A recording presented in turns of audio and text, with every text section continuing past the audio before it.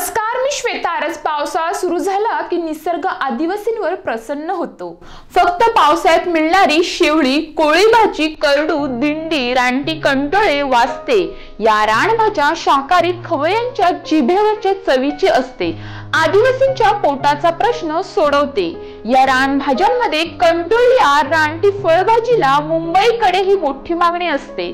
पालघर जिल्ह्यात वाडा, विक्रमगड, जव्हार, मोखाडा, तलासरी, पालघर तालुक्यातील बहुतांश आदिवासी डोंगरावर मोठ्या प्रमाणात उपलब्ध असलेली रानटी कंटोळी आणून शहरात विकतात। रानटी कंटोळीला बाजारात प्रति किलो 150 ते 200 रुपये मिळतात।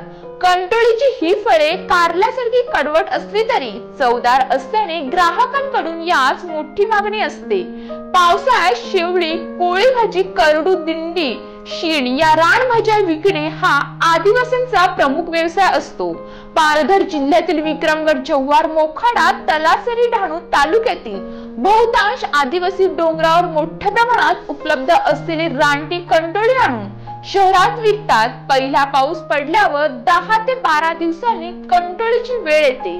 वेळेला पांढरी फळे आणि त्यानंतर हिरवीगार टोकदार अशी काटेरी गोलाकार फळे येतात। ही फळे कारल्यासारखी कडवट असले तरी चवदार असतात।